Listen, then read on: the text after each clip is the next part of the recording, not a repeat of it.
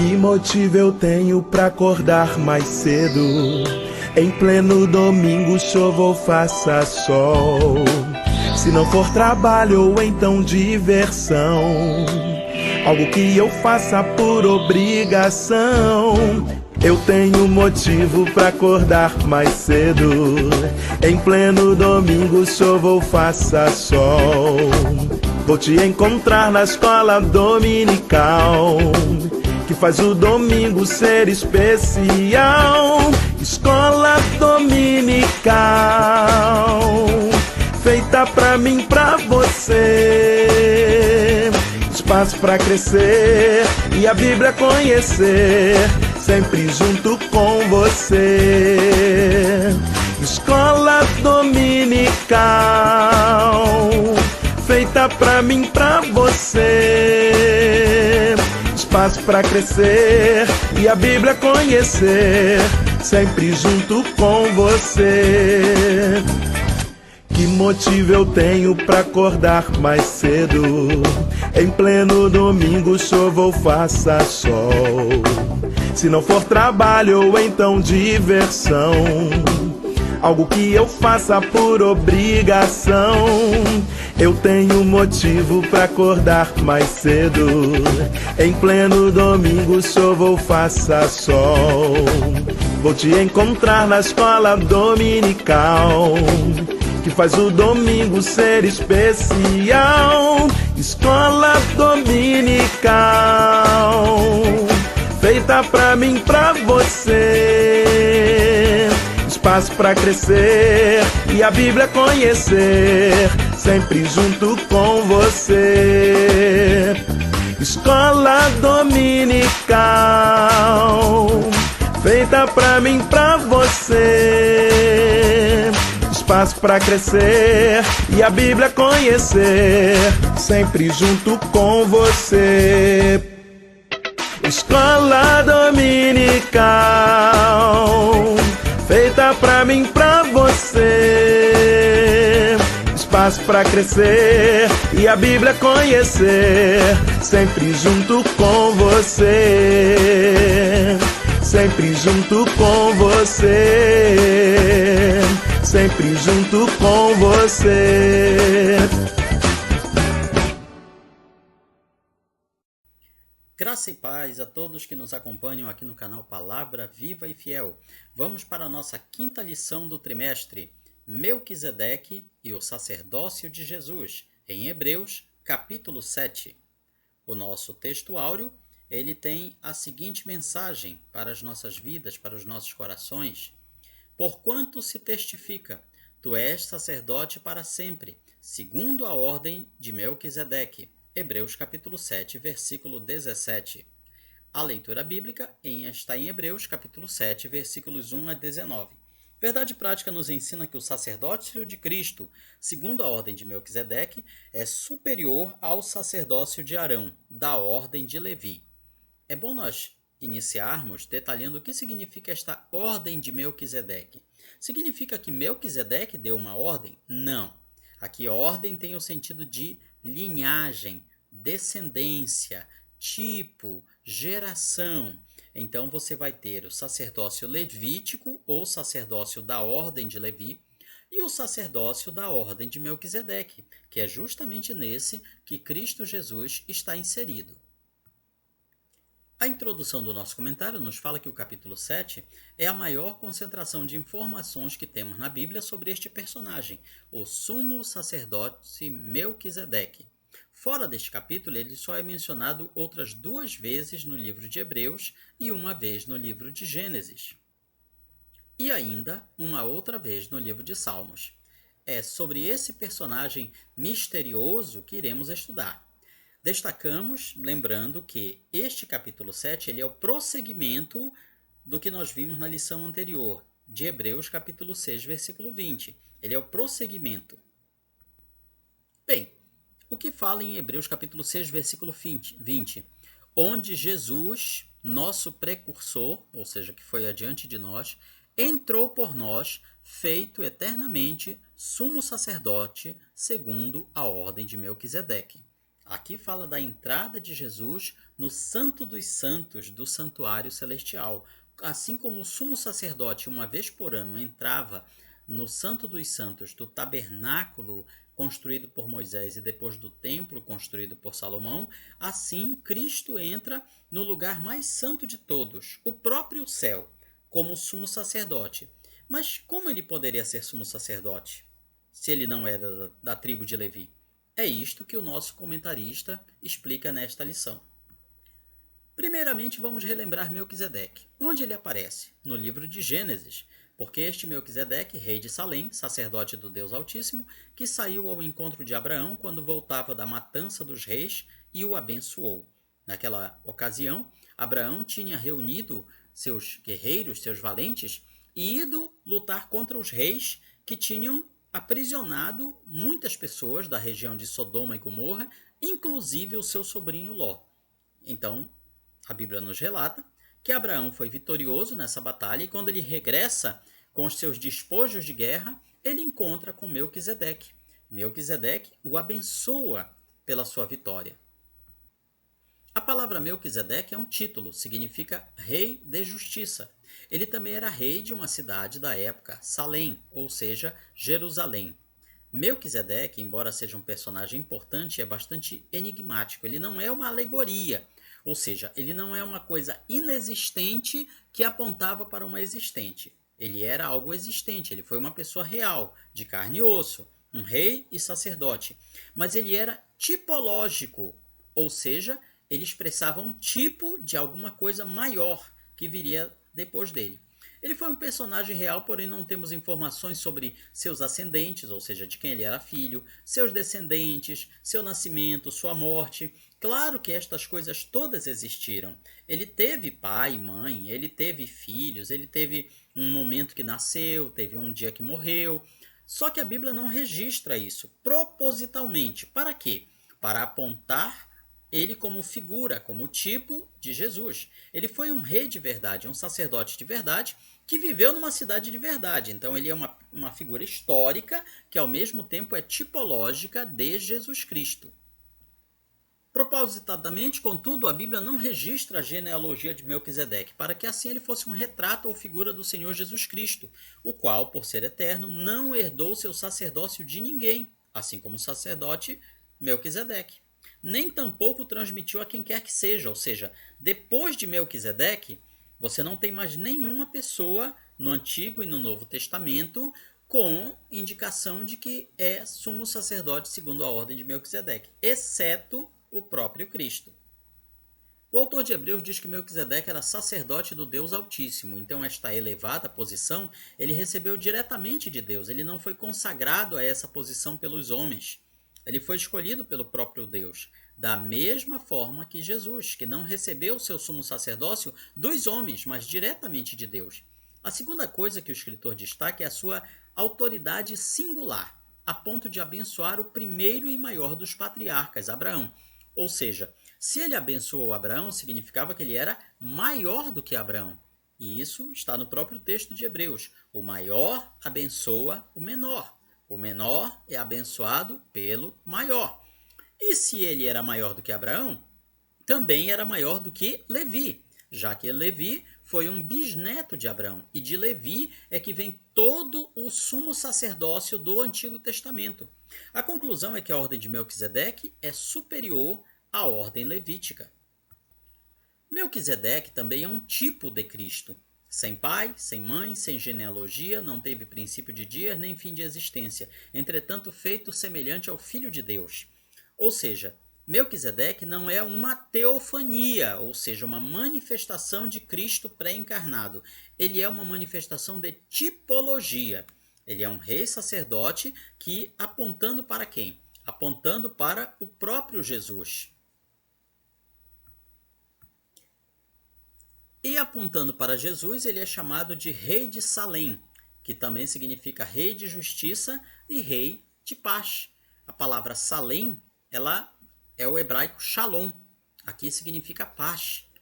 Então veja que esse rei de justiça e rei de paz, eles são títulos que lá na frente vão ser utilizados para quem? Para Jesus. Ele trouxe a Abraão pão e vinho. naquele momento em que o abençoou. Pão e vinho, os mesmos elementos da ceia da nova aliança, sinais do corpo e do sangue de Jesus. Isso afasta qualquer possibilidade de que o antigo rei de Salém fosse uma epifania, uma revelação do próprio Jesus. Somente Cristo pode exercer esses três ofícios: rei, sacerdote e profeta. O tipo, no caso Melquisedeque, é uma sombra, é uma cópia que aponta para o original, para o antítipo, para o original perfeito, que é o próprio Cristo. Vejamos algumas das aplicações simbólicas entre Jesus e Melquisedeque. Cristo é rei, rei sacerdote, do mesmo jeito que Melquisedeque. Cristo é rei justo e rei de paz, assim como Melquisedeque. Cristo é eterno, não tendo princípio nem fim, não tendo início nem fim, assim como Melquisedeque, de forma tipológica. Vê-se, portanto, que a obra de Cristo seguiu o padrão superior segundo a ordem de Melquisedeque. Sua autoridade real, sua eternidade, a natureza perene de sua obra não estavam vinculadas ao sacerdócio arônico. Então, o escritor aos Hebreus está mostrando: Jesus é o nosso intercessor junto ao Pai. Ele é o nosso supremo sacerdote junto ao Pai. Aí algum judeu iria logo perguntar: mas como? Jesus ele não é da tribo de Levi, ele é da tribo de Judá, ele não poderia ser sumo sacerdote. Ele não poderia ser sumo sacerdote segundo a ordem de Levi. Ele é sumo sacerdote segundo a ordem de Melquisedeque. E com isso estava sanado o problema. Outro elemento interessante deste personagem Melquisedeque: ele recebeu dízimos de Abraão. Considerai, pois, como era grande esse a quem Abraão, o patriarca, pagou o dízimo, tirado dos melhores despojos. Esse aqui é um ponto tão importante que já tem gente combatendo essa fala aqui da Bíblia com a seguinte heresia: não foi bem assim. Não foi Abraão que pagou dízimos para Melquisedeque, foi o contrário. Foi Melquisedeque que pagou dízimos para Abraão, só que o texto bíblico não diz isso. E também não faria o menor sentido um rei sacerdote pagar dízimos para um líder de clã como era Abraão. Ou seja, nós vemos que no sacerdócio de Melquisedeque havia dízimo, havia a figura do dízimo. O dízimo existe desde a criação do homem, é uma prática que tem a sua origem no reconhecimento de que tudo pertence a Deus. Nós encontramos no livro de Gênesis não só Abraão dando o dízimo, mas também Jacó. Ele fazendo um voto: Senhor, se tu me guiares, me guardares, me protegeres, me fizeres tornar em paz a casa dos meus pais, eu te darei o dízimo de tudo. Então vemos que o dízimo ele já existia muito antes da lei mosaica. A história dos povos primitivos mostra que a prática de dar a alguma divindade uma parte das rendas é comum a toda a humanidade. Então isso não era exclusivo da religião judaica. Portanto, aqueles que vivem aí dizendo: eu não dou dízimo porque dízimo era coisa da lei mosaica. Não, não é. A lei mosaica ela veio como que organizar, aperfeiçoar a questão do dízimo para aquela situação específica do povo israelita daquela época. Mas isso não significa que outros povos não conhecessem o dízimo. Pelo contrário, muitos outros povos, inclusive povos pagãos, eles tinham a figura de dízimo nas suas ordenanças religiosas. Abraão, ele exemplifica, ele tipifica os dizimistas de todos os tempos. A menção do dízimo dentro desse episódio de Melquisedeque mostra-nos que se tratava de uma instituição mais antiga do que a legislação mosaica. Ou seja, o dízimo antecede a lei mosaica. Por aquela ocasião, todos os descendentes de Abraão, segundo a carne, de uma maneira simbólica, pagaram dízimo a Melquisedeque, pois ele representava toda a nação. Ele, Abraão, representava todas as 12 tribos de Israel que ainda iriam nascer, que ainda iriam surgir.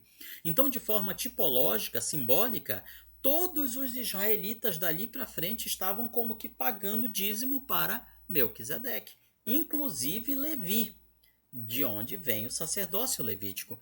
Temos aqui uma base sólida para a contemporaneidade da doutrina dos dízimos, ou seja, dízimo ele é bíblico e ele não é exclusivo da lei mosaica, porque vemos aqui em Abraão que ele foi dado antes da lei mosaica, ele já era praticado. O segundo tópico nos fala sobre a ordem de Levi e de Melquisedeque. Levi versus Judá. É evidente que nosso Senhor procedeu de Judá, tribo a qual Moisés nunca atribuiu sacerdotes.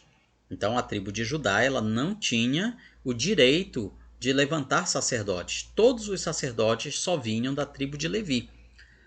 Várias vezes essa tribo se destacou como tribo sacerdotal. Por exemplo, no episódio do bezerro de ouro, no momento que Moisés diz: "Quem é do Senhor, venha a mim", os levitas se levantaram e se prontificaram a matar todos aqueles que estavam envolvidos na adoração ao bezerro de ouro. Na rebelião de Corá, a vara de Arão floresceu. O episódio está relatado em Números 17:8. Era a confirmação do chamado de Deus para a tribo de Levi. Mais um detalhe, a tribo de Levi não tinha herança na terra, ou seja, eles não tinham um território só deles. Eles tinham várias cidades espalhadas por todo o território de Israel. Algumas dessas cidades, inclusive, eram cidades refúgio. Portanto, eles não tinham um território só seu, como uma forma de Deus dizer: "Eu sou a sua herança. Vocês não terão parte nesta terra, porque eu sou a vossa herança", para a tribo de Levi. O Senhor, portanto, era a herança de Levi, e as demais tribos deveriam sustentar os levitas.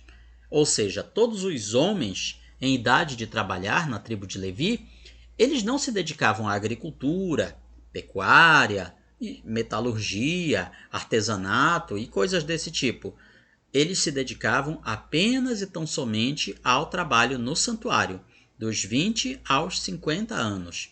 Enquanto isso, as demais tribos, através das suas ofertas, dízimos, sacrifícios, elas sustentavam a tribo de Levi. Era dessa forma que funcionava. Veja aqui Deus cuidando em Números 18 sobre o sustento dos levitas. "Eu vos tenho dado o sacerdócio, vos tenho dado a guarda das ofertas. O melhor do azeite, o melhor do vinho e do grão são teus. Os dízimos e tudo que for vos oferecido, vos tenho dado em herança." A tribo de Judá, ela começa a se destacar, por outro lado, em Gênesis 44, quando o patriarca, apesar de ser o quarto filho de Jacó e não o primogênito, se oferece para ser escravo em lugar de Benjamim, naquele episódio lá de José. Após a primogenitura, o direito de filho mais velho, passar por Ruben, José e Efraim, Deus elegeu a tribo de Judá. Está no Salmo 78, versículo 68.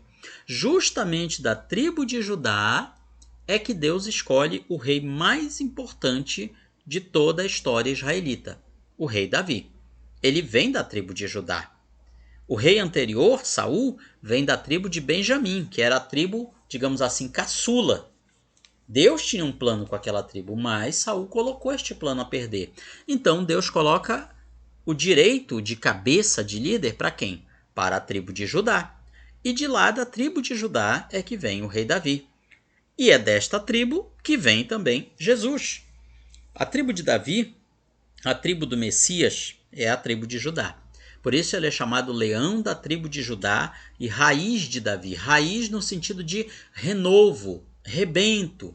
Sabe quando você tem um tronco de uma árvore que foi cortada e começa a nascer aqueles brotinhos, aqueles rebentos para a árvore nascer novamente? Pois é, então Jesus ele é nesse sentido. A tribo de Levi representa o sacerdócio judeu, terreno, limitado. Quanto ao seu reino, Jesus procede da tribo de Judá. Quanto ao seu sacerdócio, ele é da ordem de Melquisedeque. Ele não é da tribo de Levi. O sacerdócio de Cristo é celestial, é ilimitado, é eterno. Se ele fosse sacerdote pela tribo de Levi, o seu sacerdócio seria imperfeito, seria limitado, não seria eterno.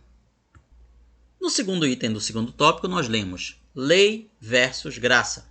Portanto, por um lado, se revoga a anterior ordenança. Que anterior ordenança era essa? A lei mosaica, com seus mais de 600 mandamentos, segundo um rabino fez a conta, seriam 613, mas quando se fala de ordenança, está se falando de toda a lei mosaica. Ela foi revogada por causa da sua fraqueza e inutilidade, pois a lei nunca aperfeiçoou coisa alguma. E por outro lado, se introduz esperança superior, pela qual nos chegamos a Deus.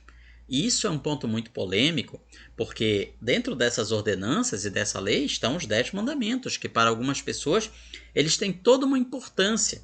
Só que o que está dizendo é que esses mandamentos passaram e foram absorvidos por uma lei muito maior, muito mais importante. A lei trazida por Jesus Cristo. No início da igreja cristã, um grupo de religiosos legalistas causou muitos problemas. Eles são chamados judaizantes. Eles eram zelosos da lei mosaica, mas tinham dificuldade de entender a graça, ou seja, a nova aliança. Diante desta situação, Deus salva um rabino judeu da tribo, digamos assim, da tribo religiosa dos fariseus, Saulo de Tarso, e o chama de vaso escolhido.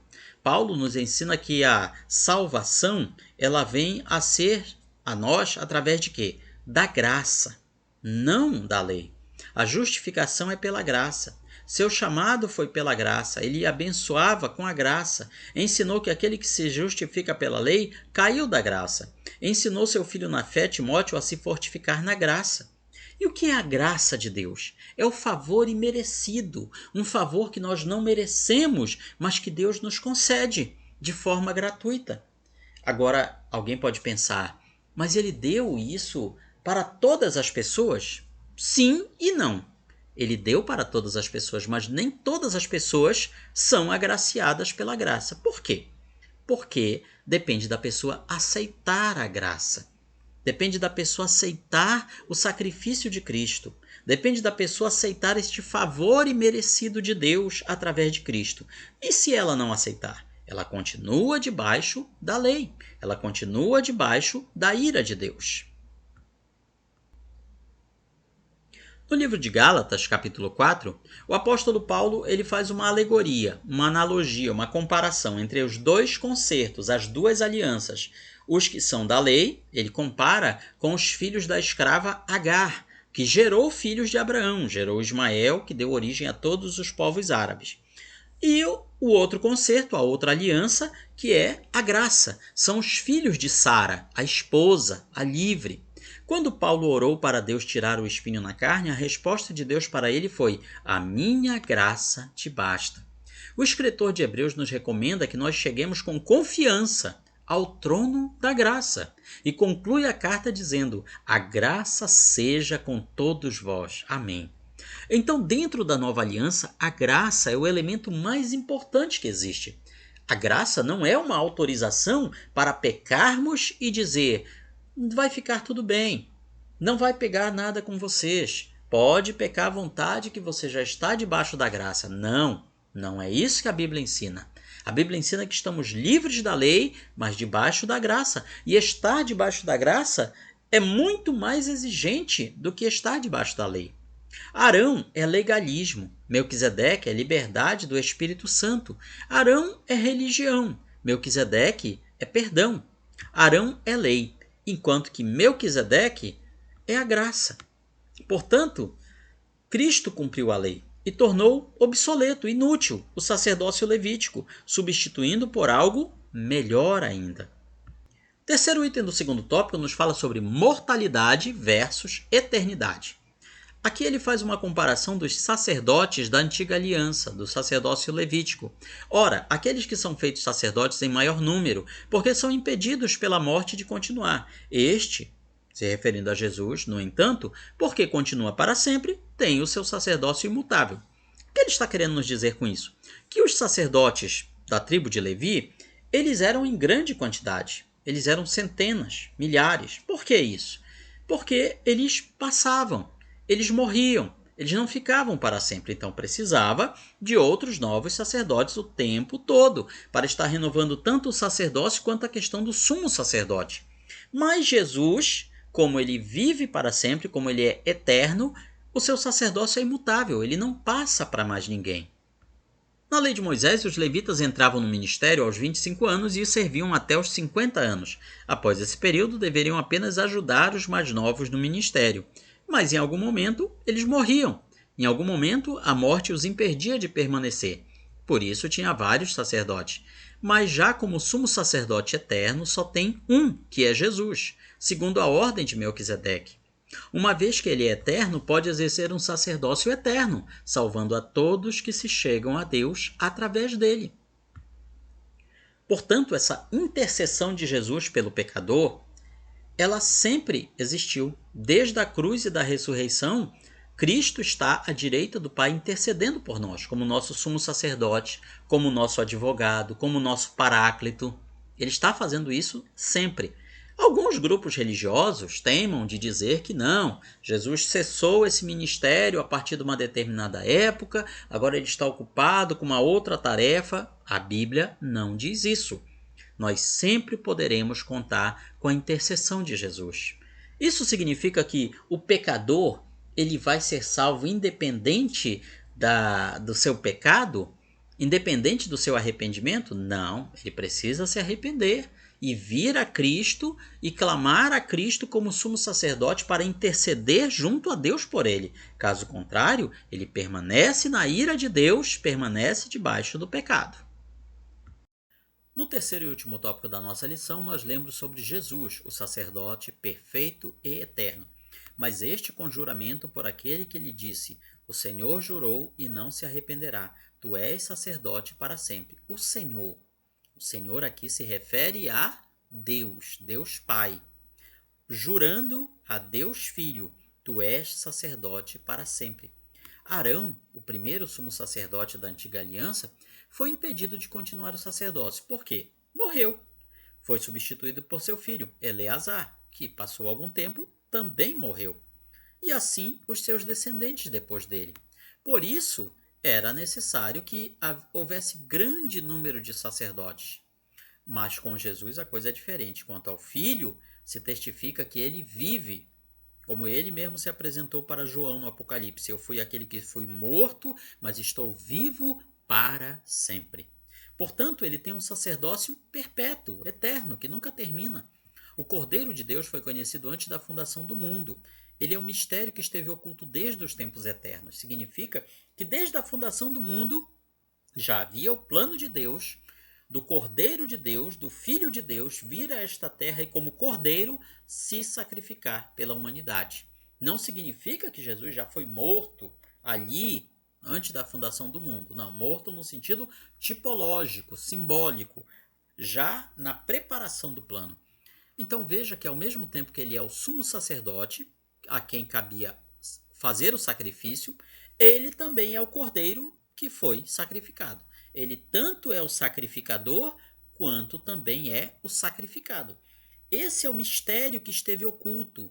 Isso não estava declarado com todas as letras na lei mosaica, nos livros do Antigo Testamento. Havia, claro, uma pista aqui, uma pista ali. As peças do quebra-cabeças estavam ali ocultas no meio de tudo aquilo. E só seria juntado ou revelado totalmente na nova aliança.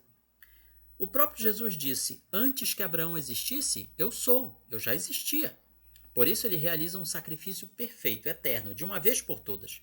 Não há nenhuma possibilidade do sacerdócio de Cristo ser substituído por outro, já que ele é eterno. É fruto de um juramento. O próprio Deus jurou ao Filho: tu és sacerdote para sempre. No segundo item, nos fala que Cristo é mais sublime que os céus, ou mais alto que os céus. A palavra grega aqui utilizada é upselos, que significa alto, eminente, exaltado, com sinal de poder, com enorme influência e honra. Ora, se é mais tudo isso do que os céus, só pode ser porque ele os criou. No princípio, Deus criou os céus e a terra. Quando está falando céus, não é apenas esse céu atmosférico, não é apenas o céu dos planetas e galáxias. Não, também está falando do céu, dimensão espiritual. Os anjos, arcanjo, serafins, querubins, criaturas celestiais, tudo que há nos céus que a nossa linguagem não pode sequer descrever. Então, ele criou todas essas coisas, portanto, ele é mais sublime, é mais elevado do que estas coisas. Essa expressão nos lembra do apóstolo Paulo, quando ele fala ter sido arrebatado até o terceiro céu, o céu morada de Deus, e ouviu palavras inefáveis, palavras tão sublimes que não era lícito revelar aos homens. A impressão que temos é que faltam palavras para o escritor definir a nobreza, a santidade, a perfeição desse sumo sacerdote. Então, mesmo afirma, ele é mais sublime que os céus. Podemos então compreender que o salvo que vive em plena comunhão com Cristo já pode experimentar as coisas do céu mesmo aqui na terra, pois o nosso sumo sacerdote é mais sublime do que os céus. O céu é indescritível. Tudo que pudermos dizer dele ainda nos deixará aquém. Eu me recordo do testemunho de um irmão que ele faleceu e ressuscitou. A igreja orou por ele, os irmãos oraram por ele e ele foi ressuscitado. E depois perguntaram: como é que foi enquanto você esteve morto? Eu estive no céu. Eu vi Jesus. Eu vi o céu. Sim, mas nos descreva então como é que é o céu. Ele ficava e dizia: irmãos, é maravilhoso. É muito maravilhoso. Sim, mas maravilhoso como? Nos descreva, nos dê detalhes. Aí ele só dizia: irmão, não tem palavra. Tem palavra na nossa língua para descrever o quanto o céu é maravilhoso. Eu sempre gosto de comparar com a situação de um indígena, por exemplo, que viveu toda a sua vida na floresta, na mata. Não teve contato com a civilização, sempre viveu naquela vida simples indígena. E um belo dia é levado a uma grande metrópole, como São Paulo, por exemplo, e volta para sua tribo. Como é que ele vai descrever adequadamente um prédio, um helicóptero, um avião, um aparelho celular, a internet e outras coisas da nossa civilização? Por mais que ele se esforce e descreva usando as palavras da sua tribo, vai ficar muito aquém da realidade, daquilo que realmente ele viu. Então é a mesma coisa, na linguagem humana não há palavras suficientes para descrever o quanto o céu é maravilhoso. Mas o mais maravilhoso do céu será encontrarmos aquele que a si mesmo se entregou por nós. E aí a gente recorda a letra da canção de autoria de John Patterson, Primeiro eu quero ver meu Salvador. Quando ele fala: primeiro eu quero ver meu Salvador, sim, antes dos queridos ao redor, e então por longos dias, que doces alegrias, eu quero ver primeiro o Salvador. Essa canção muito bonita, gravada por muitos cantores, muitos levitas, entre eles Luiz de Carvalho, por exemplo. Então vemos que nessa letra nos retrata a nossa maior esperança de, além do céu, termos a Cristo. Vermos a sua face compensará tudo. Todos os sofrimentos, dores, lutas que passamos aqui serão totalmente compensados ao vermos o Salvador. A glória e a majestade de Cristo são tais que ofuscam o próprio céu. No terceiro e último item desse terceiro tópico, nos fala: perfeito para sempre, porque a lei constitui sumos sacerdotes a homens sujeitos à fraqueza. Mas a palavra do juramento que foi posterior à lei constitui o Filho perfeito para sempre. A palavra grega traduzida por perfeito é derivada de teleios, que significa algo completo, cumprido, consumado, algo que você não tem mais como melhorar. Por isso, o brado de Jesus no Calvário, tetelestai, que vem dessa mesma raiz, significa está consumado, está completado, está terminado, está cumprido, não tem mais nada por fazer. Foi uma obra perfeita, sacrifício perfeito, oblação perfeita, o cordeiro perfeito, o sacrificado era perfeito, o sumo sacerdote, o que sacrifica, também perfeito. Jesus, ele é perfeito, ele é o homem perfeito, advogado perfeito, juiz perfeito, rei perfeito, pastor perfeito. E através dele nós podemos ser perfeitos, que nós somos tão fracos, falhos, imperfeitos, mas através de Cristo nós conseguimos ser perfeitos. A conclusão é que, sendo a pessoa e a obra de Cristo perfeitas, nunca haverá um tempo em que seremos rejeitados, a menos que nós mesmos rejeitemos essa oferta. E era o que estava acontecendo com aqueles leitores da carta aos Hebreus. Judeus que tinham se convertido a Cristo, tinham conhecido o Evangelho, não eram novos convertidos, já eram cristãos veteranos, mas agora, devido às perseguições, às lutas, às dificuldades, estavam querendo voltar ao judaísmo. Alguém poderá olhar e dizer: tá, mas era só trocar de religião, isso não tem grande coisa. Não é bem assim. O cristão que resolva ir para o judaísmo ortodoxo, a primeira coisa que ele vai ter que fazer é negar Jesus. Porque no judaísmo padrão, ortodoxo, tradicional, Jesus não é reconhecido como Messias. Ele não é considerado filho de Deus. Ele sequer aparece no judaísmo como algo positivo, algo válido. É bem verdade que existe o chamado judaísmo messiânico, que considera Jesus como Messias. Seria um outro ramo do judaísmo. Na verdade, o termo não é muito correto, porque todo judaísmo é messiânico. O judaísmo ortodoxo tradicional, ele espera o Messias, então ele também é messiânico. Os argumentos do escritor deixam claro que essa era uma inconcebível insensatez, ou seja, era uma grande burrada se eles fizessem isso, porque eles estariam negando a fé em Cristo, eles estariam apostatando da fé, como nós vimos na lição passada. Ou seja, eles estariam assinando a sua sentença de perdição eterna. Concluímos então a nossa lição com a aplicação pessoal. Declare que somente Jesus é o sumo sacerdote da nova aliança e nada nem ninguém além dele pode nos conceder a graça de salvação. Também é muito bom lembrarmos que não importa o quanto erremos, o quanto nos afastemos do caminho, nós temos um sumo sacerdote que está disposto a interceder por nós, se nos arrependermos, se voltarmos atrás, se voltarmos ao primeiro amor, se nos arrependermos dos nossos pecados e buscarmos a Ele com um perfeito sacrifício que é Ele mesmo, nós temos a certeza de que seremos perdoados. Este, portanto, é um breve resumo da nossa lição e na sua escola bíblica dominical você vai aprender muito mais. Deus abençoe a sua vida.